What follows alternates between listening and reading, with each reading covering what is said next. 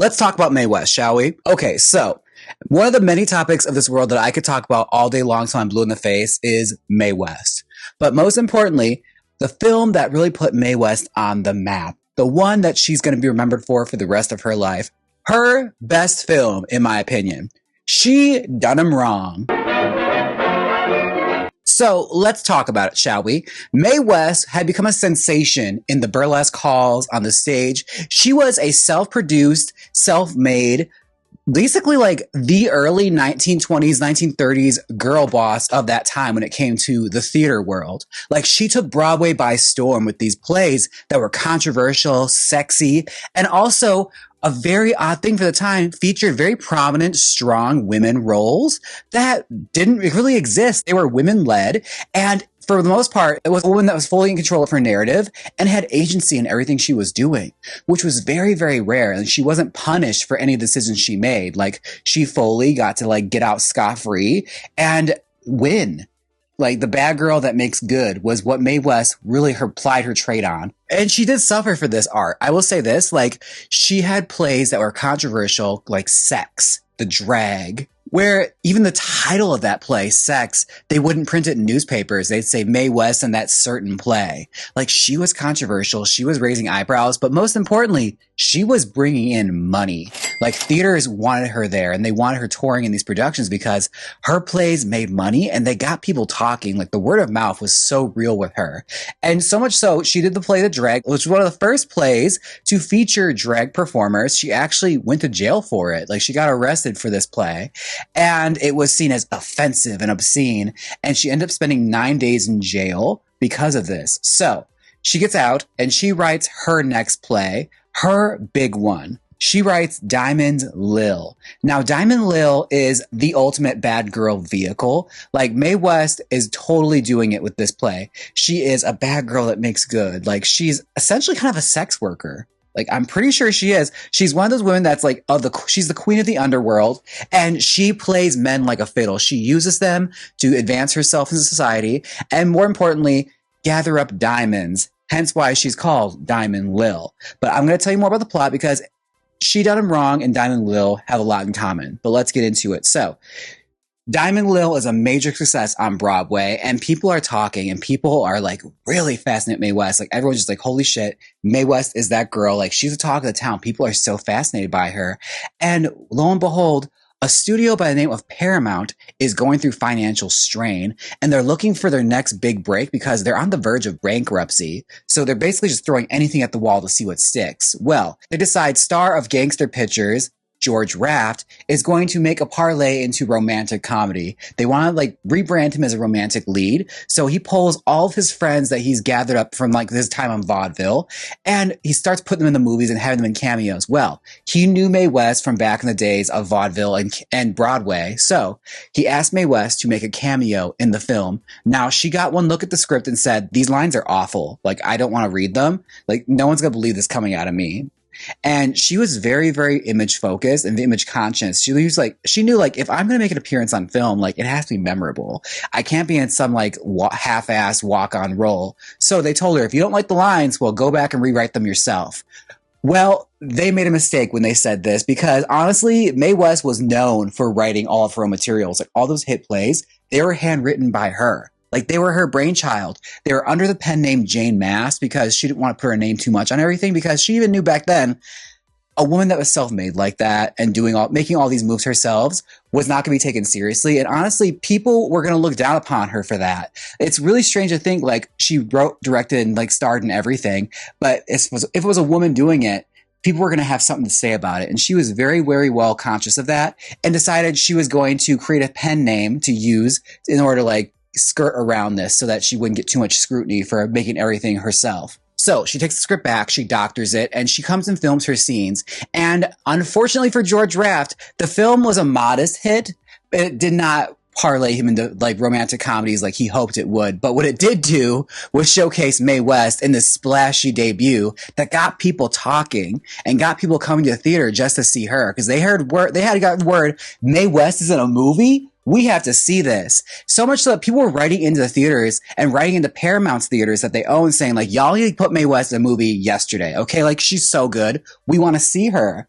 So Paramount took notice and approached Mae West about making a movie. Now, Mae West already had the perfect vehicle in mind for her, the one that she had starred on Broadway now for quite some time that had proven to be a successful hit. She wanted to bring Diamond Lil to the stage. Now, there's one problem.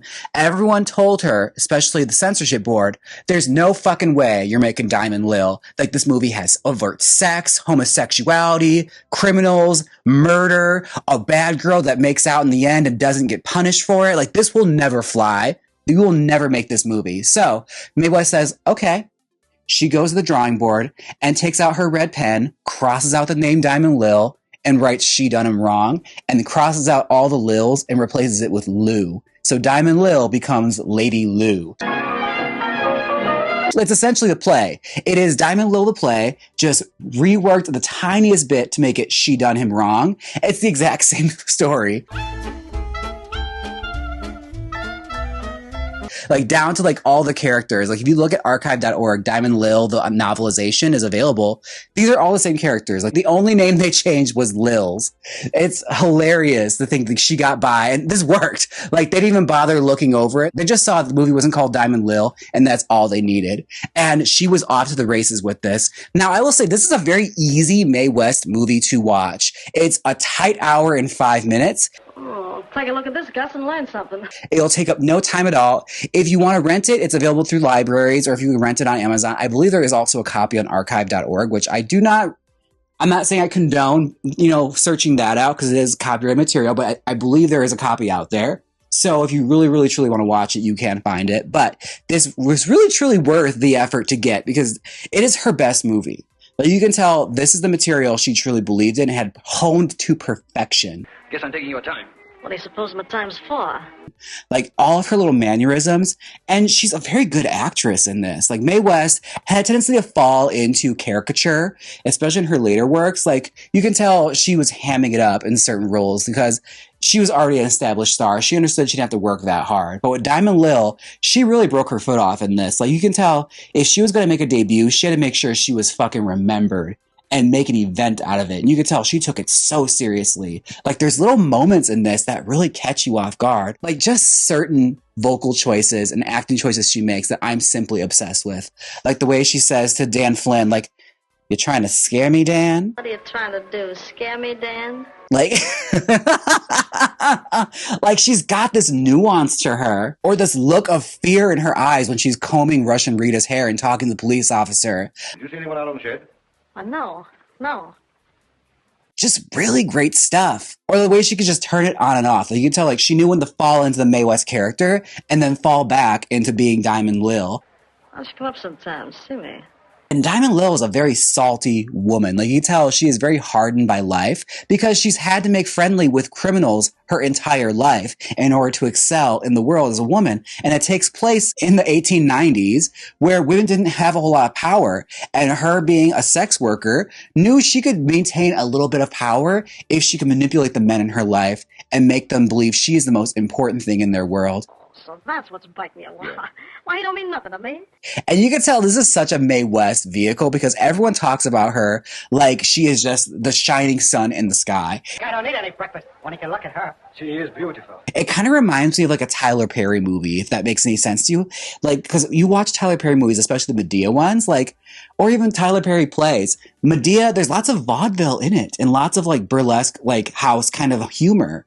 Where Medea comes out, she's very outrageous and loud and has these mannerisms and everything that people really gravitate to and sell the tickets. Well, that's what Mae West is. Like, she comes out, she's this persona, and people eat it up. Lady Lou, you're a fine gal, a fine woman, one of the finest women ever walked the streets. They want to see it. And there's a little bit of story laid out in between with some songs, some dance, and some good times. Like, you could tell Tyler Perry must have been a very big fan of like old Hollywood because a lot of the formulaic stuff that's in like these Mae West movies are the same stuff that end up in the Medea movies. Like long scenes of people just sitting down, having funny conversations. Like that happens a lot in this, like especially in the beginning, there's lots of like just little offshoots of like these vaudeville comedians that she brought in because she also wanted to uplift all the people she came up with. Whether you're a vaudeville comedian or a dancer, she was going to put them in her production because she wanted to make sure she lifted people up and made sure they were seen, like these undiscovered talents. Like all these really funny male comedians from the vaudeville circuit end up in this movie. They have different back and forth kind of conversations where some hilarious shit comes out. Like my favorite off the shoot thing is it's not even something that like Lady Lou says. It's like right in the beginning where you see this woman at the piano with the piano player. She's like, "Oh my God, ever since I sang that song, it's been haunting me." And he would like, no ever whatsoever says, "It should haunt you. You murdered it." Like, I love that line so much. Like, there's so much stuff. Now, there are certain points in the movie where it can drag a little bit, particularly where this very melancholy, mustachioed singer comes out. But it's also just like a thing at the times. Like, that was a very, very popular kind of entertainment. And she was painstakingly paying attention to, like, all this Victorian, like, high society, gay 90s kind of look. And there's a certain reason to that. Because you look at when this movie came out, it was still like a bit of the height of the flapper movement. Like the 20s were just barely over. And women were still dressing a certain way, like lots of furs, very boxy dresses. And Mae West is kind of a throwback in this. Like she's really like emphasizing her curves and bodycon kind of dresses. Supposing he found out she ain't exactly been waiting. Well, I gotta do something while I'm waiting, don't I? Showcasing what she's got, because if you really think about it, Mae West was short, she was very stout, and she didn't look good in 20s dressing. And even Vogue magazine went so far to have like a hate campaign about this, like talking about like how she was really trying to like bring women back to the dark ages of corsetry and cleavage and this kind of stuff. And Mae West only did this because she was very self-focused. She wanted to feature herself in stuff she thought she looked good in. Like, she knew her curves were her best feature, so she was going to show that off. Because Diamond Low could have easily taken place as, like, a gangster movie in the 1930s at the height of Prohibition. But she didn't want to do that. Like, she wanted to, like, focus on making it a period piece and making it very, very funny. Because, again, we're still in the Depression and people want to see some happy shit. People ate up Mae West. And what I mean by this is I'm not joking when I say this movie was a fucking hit. Like, it came in with a very modest budget. It made $10 million at the box office. It saved Paramount from bankruptcy. Like, Mae West single-handedly brought them out of bankruptcy. They're in the red, and they're about to shut down. And they knew they had to take a big risk with somebody that was guaranteed to bring the money in, and they did. They threw money at Mae West and said, "Go make us a movie," and she delivered tenfold. And this would solidify her as a star, and she would get free range to make whatever movie she wanted after the fact, and then censorship would come down on her. And this is one of those things where whenever a woman gets very, very powerful and has a lot of push and pull, there's always going to be some hater in the background trying to shove them right back down to where they came from. And with Mae West, that was a censorship board.